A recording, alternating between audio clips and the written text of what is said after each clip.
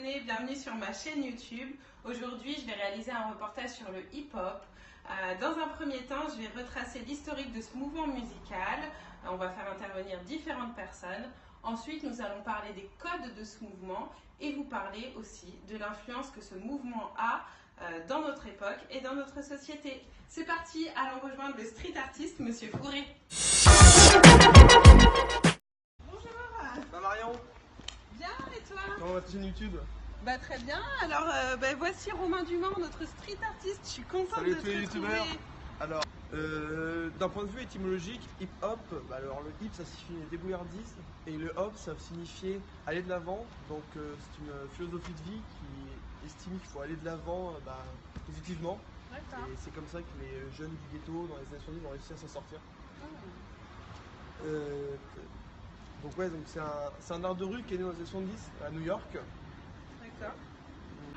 La ségrégation raciale étant institutionnalisée, les blancs quittent leur quartier pour aller travailler près des usines, ce qui fait chuter le prix de l'immobilier, ce qui entraîne des ghettos. Et suite à ça, l'urbanisme, enfin, la nouvelle politique de mise de l'époque, consiste à détruire les bâtiments au lieu de les restaurer, ce qui crée des ghettos et du coup des populations latino-américaines vivent dans des bâtiments dégradés, voire très sales. La communauté afro-américaine et latino-américaine du coup reste parquée dans ces ghettos, ce qui crée un fort mouvement identitaire où ils souhaitent bien remontrer le droit qu'ils ont, comme tous. La reconnaissance d'une identité noire pour lutter contre le racisme. Il y aura donc des mouvements politiques pacifistes, comme avec Martin Luther King ou Malcolm X, ou des mouvements un peu plus agressifs, tels que les Black Panthers, pour montrer qu'ils sont présents et qu'ils souhaitent une égalité avec les Blancs. Et du coup, parallèlement aux manifestations qu'il y a eu dans les ghettos, les jeunes de ces ghettos branchèrent leur stéréo et allaient danser dans la rue et d'y mixer aussi. C'était la naissance Directement dans la rue. exactement pour créer une ambiance conviviale, pour faire passer le temps. Et du coup, l'art du DJ et du hip-hop, la danse, du breakdance, est donc sorti d'ici. D'accord, directement de cette époque-là. Exactement. Merci Romain Dumont, le street Avec artiste, plaisir. pour cette super présentation. J'espère à très bientôt. On se Marion, fait la plaisir. bise. Avec quand tu veux. Come with me, Hail Mary, run quick, see what we have here. Et pour la suite de notre reportage, nous accueillons Landry. Landry va nous présenter les codes de cette culture hip-hop. Donc exactement, aujourd'hui nous allons parler des codes du hip-hop. Donc pour cela nous pouvons aborder plusieurs points selon les codes. Tout d'abord les codes vestimentaires qui seront abordés par en personne que vous avez employé pour cela juste après. Et après niveau code, il y a aussi l'influence musicale. Donc tout ce qui dit hip-hop, c'est jazz, blues, des rythmes on va qualifier de black music. D'accord. Mais ce style black music se retrouve aussi notamment dans les lyrics, car généralement on qualifie le hip-hop, le rap, etc. de musique noire. C'est parce que généralement les rappeurs n'hésitent pas à utiliser les lyrics, leurs paroles pour raconter l'histoire de leur peuple, même ce qu'ils vivent aujourd'hui.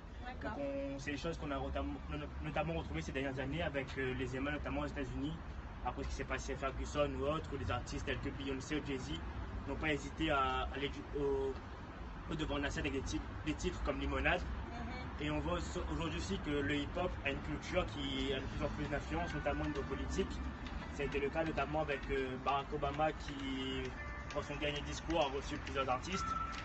Et donc je pense qu'aujourd'hui le rap c'est une influence aussi en termes de médias. Jay-Z a donc monté sa propre boîte, Dr. Dre a créé Beats qui a été racheté plus d'1 milliard par Apple. Donc l'influence c'est le rap et le code aujourd'hui, c'est surtout on a quitté cette image ghetto pour aujourd'hui devenir on va dire la musique noire et véhiculer un message autre que la violence et c'est fini les émeutes, etc. D'accord, donc on constate effectivement qu'il y a un vrai message, une vraie transmission à travers cet art qui est le hip-hop et toute une variété aujourd'hui de talents et d'artistes qui se développent et qui font émerger ce phénomène. Et nous remercions Landry.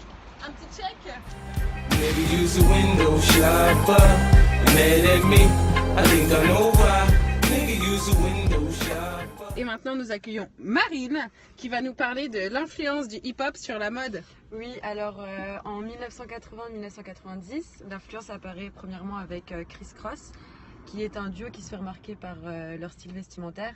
Donc, notamment, ça va être avec les baggy, les caleçons apparents,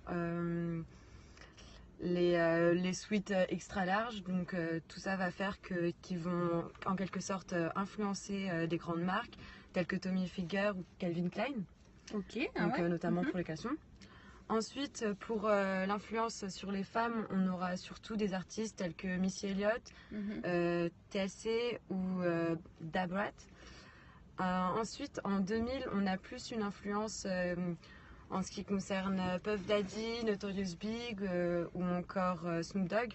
Donc on a plus le côté bling bling avec plus les chaînes. On expose notre richesse entre guillemets avec les diamants, enfin tout ça, les voitures de sport, les costumes.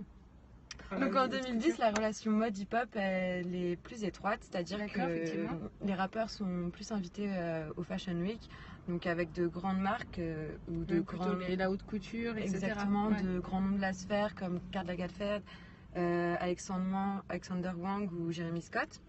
On a de plus en plus de collaborations comme Kanye West avec les sneakers Yeezy, ou encore Puma et Rihanna avec les Creepers, ou encore Pharrell Williams avec Adidas.